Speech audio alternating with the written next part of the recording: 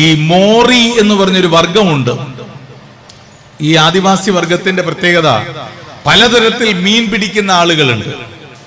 ഒറ്റാലി വെച്ച്, വലയെറിഞ്ഞ്, ചൂണ്ടയിട്ട്, തെറ്റാലി വെച്ച് പലതരത്തിൽ ആളുകൾ മീനിനെ പിടിക്കും.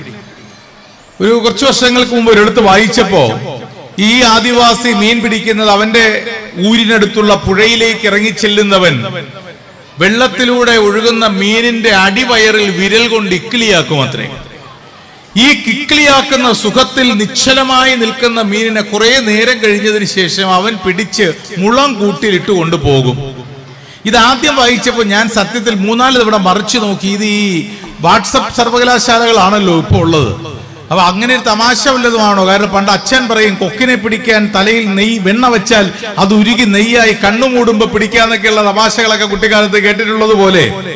കാരണം ഈ മീനിനെ പിടിക്കാൻ കിക്കിളിയിടുന്നതിന് പകരം അവനങ്ങ് പിടിച്ചാ പോരെ, അല്ലെങ്കിൽ ഇവർ കിക്കിളിയിടുമ്പോ മീനിനങ്ങ് ഒഴുകി മാറിക്കൂടെ. പക്ഷേ ഈ ഫാക്ട് ചെക്ക് എന്ന് പറയുന്ന സംഗതി ഉള്ളതുകൊണ്ട് ഫാക്ട് ചെക്ക് ചെയ്യാൻ പറ്റിയപ്പോ അത് സത്യമാണ്. മോറി വർഗത്തിലുള്ളവർ മീനിനെ പിടിക്കുന്ന രീതിയാണത്. ഒരുപാട് തവണ ഞാൻ ആലോചിച്ച് നോക്കിയിട്ടുണ്ട്, ഇതെന്താണ് ഇങ്ങനെ? മീനിനെ ഇക്കിളിയാക്കുന്നതിന് പകരം അവന് പിടിച്ചൂടെ? ഇക്കിളിയാക്കിയപ്പോ മീനിന് വഴുതി മാറിക്കൂടെ? ഉത്തരം കിട്ടാതിരുന്ന എന്റെ മനസ്സിന് കിട്ടിയ ഉത്തരത്തിന്റെ പേര് ശ്രീനാരായണ ഗുരു എന്നാണ്. ഞാൻ, എന്റെ, എനിക്ക് എന്നീ വാക്കുകളുടെ തടവുകാരനല്ല മോറി വർഗത്തിലെ സാംസ്കാരിക പരിഷ്കൃത ബോധ്യത്തിന്റെ ഉടമസ്ഥതയൊന്നുമില്ലാത്ത ആ പാവം വനവാസി. ഭക്ഷണത്തിനിരയാകുന്ന മത്സ്യത്തിന് തന്റെ അങ്കുലി സുഖം നൽകുവാനുള്ള കർമ്മ ഉത്തരവാദിത്വം ഏറ്റെടുക്കുന്നുണ്ട് അവന്റെ മനസ്സ്. അബോധത്തിലെങ്കിലും തനിക്ക് സുഖം പകർന്നു തരുന്നവന് വശംവദമായി നിന്നുകൊടുക്കുവാനുള്ള സ്നേഹപൂർണമായ വിധേയത്വം, ആ പാരസ്പര്യം പങ്കിടുന്നുണ്ട് ആ മത്സ്യവും എന്നതായിരുന്നു അതിന്റെ ഉത്തരം. പാരസ്പര്യം നഷ്ടപ്പെട്ടു പോകുന്ന ഒരു കാലത്തിൽ എവിടെ വെച്ച്, എപ്പോൾ, എങ്ങനെയൊക്കെയാണ് നമ്മളിൽ നിന്ന് ഗുരു മാഞ്ഞുപോയത് എന്ന ആത്മസംവാദത്തിന്റെ സമയമാണിപ്പോൾ എത്തിയിരിക്കുന്നത്. ദീർഘദർശിയായിരുന്നു ശ്രീനാരായണ ഗുരു. അതുകൊണ്ടാണ് ഗുരു, നേരത്തെ ഞാൻ പറഞ്ഞതുപോലെ, ഗുരു പറഞ്ഞത് നിങ്ങളുടെ അറിവ് നിങ്ങൾക്ക് വാദിക്കാനല്ല, നിങ്ങൾക്ക് ജയിക്കാനുമല്ല. മറ്റുള്ളവരോട് വാദിച്ച് ജയിക്കാനല്ല, നിങ്ങൾക്ക് നിങ്ങളോട് ആത്മസംവാദത്തിൽ നിങ്ങളോട് ചോദ്യം ചെയ്ത് ഉത്തരം കണ്ടെത്താനാണ് നിങ്ങളുടെ അറിവ് വേണ്ടത്. ഈ ദിവസത്തെ പ്രഭാഷണം ഹ്രസ്വമായി അവസാനിപ്പിക്കേണ്ടി വന്നതിൽ ക്ഷമ ചോദിച്ചുകൊണ്ട് തന്നെ ഈ ദിവസം അവസാനിപ്പിക്കുവാനുള്ള ആഗ്രഹവും എനിക്കതാണ്. ഗുരു അന്ന് പറഞ്ഞത് കാലങ്ങൾക്ക് ശേഷം ഇന്നെങ്കിലും നമ്മൾ ചോദിച്ചു തുടങ്ങേണ്ടിയിരിക്കുന്നു. എവിടെ വച്ച്, എപ്പോൾ, എങ്ങനെയൊക്കെയാണ് അറിയാതെയോ അറിഞ്ഞോ നമ്മുടെ മനസ്സുകളിൽ നിന്ന് ഗുരു ഇല്ലാതായി ആകുന്നത്, ഗുരു നമ്മുടെ മനസ്സുകളിൽ നിന്ന് ഇറങ്ങിപ്പോകുന്നത്? അതിന്റെ ഉത്തരം കൃത്യമായി പരിശോധിച്ച് ചെല്ലുമ്പോ നമ്മൾ ചെന്നെത്തുന്നത് ഞാനില്ലാത്തിടത്തെ വിദ്യയുണ്ടാകൂ, അറിവുണ്ടാകൂ എന്ന ഗുരുവാക്യത്തിലാണ്. ഞാൻ മരിക്കുമ്പോഴാണ് ജ്ഞാനമുണ്ടാകുന്നത് എന്ന തിരിച്ചറിവിലാണ്. ദിവസത്തിൽ ഓരോ മിനിറ്റിലും ഓരോ സെക്കൻഡിലും ഞാൻ, എന്റെ, എനിക്ക് എന്ന് പ്രാർത്ഥിച്ചു കൊണ്ടിരിക്കുന്നവർക്ക് ഈ ജാതിഭേദം, മതദ്വേഷം ഏതുമില്ലാതെ സർവരും സോദരത്വേന വാഴുന്നത് ഇവിടെയാണ് എന്ന് എഴുതി വെച്ച ഇടത്തെ അല്ല ഗുരു ഓർമ്മിപ്പിച്ചത് എന്നും, അത് ആ ഇടത്തെ അല്ല.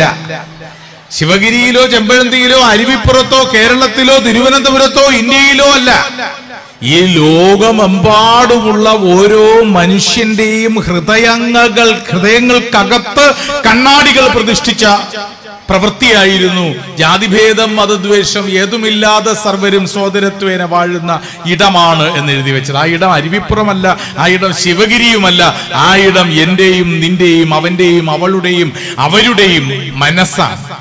ആ മനസ്സിന്റെ ഭിത്തികൾക്കകത്ത് ഏവരും എന്നത്, അപരൻ എന്നുള്ളതിന് പകരം അവൻ എന്നുള്ളതിന് പകരം ഏവരും എന്ന വാക്ക് എന്ന് കടന്നു തിരികെ വരുമോ അന്ന് അവസാനിക്കുന്നു സത്യത്തിൽ വിശ്വപ്രശ്നങ്ങൾ എന്നുള്ളതാണ്.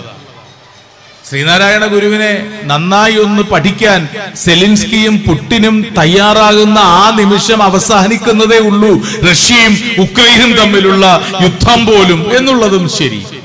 കാരണം അറിവിന്റെ അവസാനത്തെ തിരി വെളിച്ചത്തിന്റെ പേര് രണ്ടറ്റവും കത്തി എരിഞ്ഞുകൊണ്ടിരിക്കുന്ന മെഴുകുതിരിയുടെ മധ്യത്തിലുള്ള മെഴുകു വരട്ടിയുടെ മധ്യത്തിലുള്ള മെഴുകിനെ പോലെയാണ്. ഇരുവശങ്ങളിലും അഗ്നിയാണ്. അറിവെന്ന അഗ്നിയാൽ ഉരുകുന്ന ഒരു മെഴുകുതിരിയുടെ മനസ്സ് ഗുരുവിനുണ്ടായിരുന്നു. അതുകൊണ്ടാണ് ഇപ്പൊ ലോകത്തിൽ എവിടെ പോയാലും, ഏത് രാജ്യത്തിൽ പോയാലും നമുക്ക് ഏത് പ്രതിഭാശാലികളായ മനുഷ്യരെ ഒരുപാട് പേരെ ഓർമ്മിപ്പിക്കാം. മലയാളത്തിന് അഭിമാനമായ ഒരുപാട് ആളുകളുണ്ട് കേരളത്തിന്റെ ചരിത്രത്തിൽ. പക്ഷെ എല്ലാ അഭിമാനങ്ങൾക്കും അപ്പുറത്ത് പോസ്റ്റൽ സ്റ്റാമ്പിൽ ഇടം പിടിച്ച ആദ്യ മലയാളി ആയതുകൊണ്ടോ നാണയത്തിൽ ഇടം പിടിച്ച ആദ്യ മലയാളി ആയതുകൊണ്ടോ ഒന്നും അല്ല എല്ലാത്തിനും അതീതനായി ശ്രീനാരായണ ഗുരു നിലനിൽക്കുന്നത്. ആ അതീതത്വത്തിന് കാരണം ലോകമെമ്പാടുമുള്ള മലയാളിയുടെ മുന്നിൽ ഗുരു അഗ്നിയാണ് എന്നാണ്. നമ്മൾ ഈ മെഴുകുതിരിയുടെ അഗ്നിയെ കുറിച്ച് പറഞ്ഞു.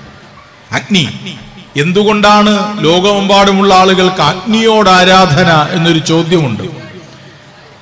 അഗ്നിയോട് ആരാധനയുള്ളവര് കോലത്തങ്കരയുള്ളവർ മാത്രമല്ലല്ലോ, കസാഖിസ്ഥാനിലുള്ളവർക്കും അഗ്നി ഇഷ്ടമാണ്.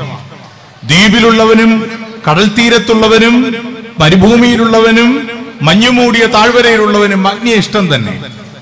ഏത് ജാതി മത കുലവർഗ വർണ്ണ പണ മണ നിറ ഗോത്ര ഭാഷ ലിംഗ വ്യതിയാനങ്ങളിലുള്ളവനും അഗ്നിയെ ആരാധന തന്നെ. ഏത് ഭാഷ സംസാരിക്കുന്നവനും ഏത് വസ്ത്രം ധരിക്കുന്നവനും ഏത് ആഹാരം കഴിക്കുന്നവനും ഏത് ആശയമുള്ളവനും ഏത് വിപ്ലവകാരിക്കും ഏത് രാജാവിനും അഗ്നിയെ ഇഷ്ടമാണ്. എന്തുകൊണ്ടാണ് ഇങ്ങനെ ഈ ബഹുസ്വരതയ്ക്കകത്ത് വല്ലാതെ കണ്ട് ബഹുസ്വരമായ ലോക സമൂഹത്തിൽ എല്ലാവർക്കും അഗ്നിയെ ഇഷ്ടം എന്നൊരാൾ ചോദിച്ചപ്പോ അതിന് കൃത്യമായ ഉത്തരം എന്ത് എന്ന് പലപ്പോഴും ആലോചിച്ചിട്ടുണ്ട്. കുട്ടിക്കാലത്തൊക്കെ പലരും പറഞ്ഞിട്ടുണ്ട് അഗ്നി ഈ വിദ്യ കൊടുക്കുന്തോറുമേറും, അതുപോലെയാണ് അഗ്നി പകരുന്തോറും കൂടും, അതുകൊണ്ടാണ് എന്നൊക്കെ പറഞ്ഞിട്ടുണ്ട്. കൃത്യമായ നിർവചനം വന്നത് എഡ്വേർഡോ ഗലിയാനോ എന്നു പേരുള്ള ഒരു ഉറുഗ്വേക്കാരൻ കവി എഴുതിയ ഫയർ എന്നൊരു കവിതയിലാണ്. From my primary classes, teachers taught me that I can create fire by rubbing sticks or stones together എന്ന് തുടങ്ങുന്ന ഒരു കവിത. കുട്ടിക്കാലം മുതൽ അധ്യാപകർ കൊച്ചു ക്ലാസ്സിൽ പഠിപ്പിച്ചു കമ്പുകളോ കല്ലുകളോ കിട്ടി ഉരച്ചു നോക്കിയാൽ അഗ്നി ഉണ്ടാക്കാൻ കഴിയും. അന്നു മുതൽ I tried but in vein, ഞാൻ ഒരുപാട് തവണ കിട്ടുന്ന കമ്പും കല്ലും ഒക്കെ ഉരച്ചു നോക്കി, പക്ഷേ ദൗർഭാഗ്യകരമെന്ന് പറയട്ടെ എനിക്കൊരു അഗ്നി സ്ഫുലിംഗം പോലും ജനിപ്പിക്കാൻ കഴിഞ്ഞില്ല. അതുകൊണ്ട് ഞാൻ അഗ്നിയെ വെറുത്തില്ല എന്ന് മാത്രമല്ല, ഞാൻ ഇന്നും ഏറ്റവും കൂടുതൽ ആരാധിക്കുന്നത് അഗ്നിയെയാണ്. എന്തുകൊണ്ട്? Is it because it helps me in cooking food? ആഹാരം പാചകം ചെയ്യാൻ സഹായിക്കുന്നത് കൊണ്ടാണോ? അല്ല. കവി തന്നെ പറഞ്ഞു അല്ല. Is it because it gives me heat and light? ചൂടും വെളിച്ചവും തരുന്നത് കൊണ്ടാണോ? നോ. ഉറപ്പിക്കുന്നു കവി, അതുമല്ല. Is it because it keeps the wild beasts away in forests? രാത്രി വനയാത്രകളിൽ കാട്ടിലെ യാത്രകളിൽ രാത്രി ചെയ്യുമ്പോ പന്തമായി കൊളുത്തിപ്പിടിച്ചാൽ വന്യമൃഗങ്ങളിൽ നിന്ന് രക്ഷ നേടാൻ അഗ്നി ഉപകരിക്കുമെന്നതുകൊണ്ടാണോ? അതുമല്ലെന്ന് കവി ഉറപ്പിച്ചു. പിന്നെന്താണ് എന്ന ചോദ്യത്തിന് കവിക്കൊരു ഉത്തരമുണ്ട്.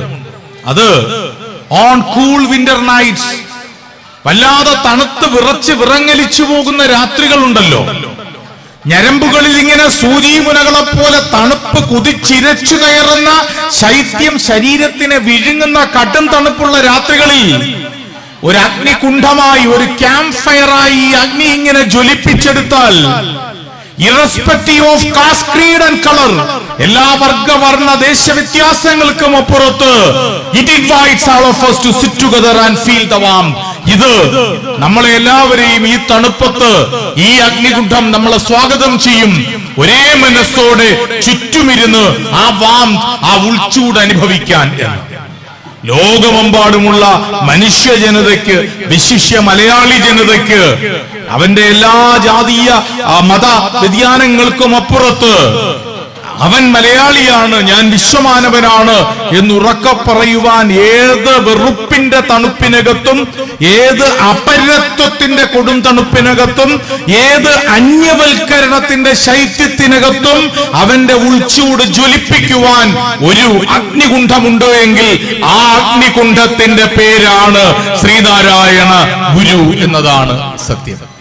ആ അഗ്നികുണ്ഠത്തിന്റെ സ്മരണയിൽ ആത്മപരിശോധനയ്ക്ക്, ആത്മ സന്തോഷത്തിന്, ആത്മസുഖത്തിന് ചെയ്യുന്നത് അപരന് സുഖത്തിനായി വരുന്നോ എന്ന് പരിശോധിക്കാൻ ദിവസത്തിൽ ഒരു നേരം തയ്യാറാകുന്ന ഒരു മനുഷ്യന്റെ ഉദയമെങ്കിലും ഉണ്ടാകുമ്പോൾ ഗുരുവിന് കൊടുക്കുവാൻ കഴിയുന്ന ഏറ്റവും ശാക്തികമായ ദക്ഷിണയുടെ പേര് അതാണ് എന്ന് ഓർമ്മിപ്പിച്ചുകൊണ്ട് വിളക്കുകളുടെ വെളിച്ചത്തിനേക്കാളേറെ പുസ്തകങ്ങളുടെയും വിദ്യയുടെയും വെളിച്ചം ഈ തലമുറയ്ക്ക് പകർന്നു കൊടുക്കുവാൻ ഗുരുദേവ ദർശനങ്ങളിൽ അഭിരമിക്കുന്ന ഏത് കൂട്ടായ്മയ്ക്കും ഏത് പ്രസ്ഥാനത്തിനും കൂടുതൽ ഉത്തരവാദിത്തങ്ങളുണ്ട് എന്നുകൂടി വിനയത്തോടെ ഓർമ്മിപ്പിച്ച് സന്തോഷം, സ്നേഹം, അഭിവാദ്യങ്ങൾ.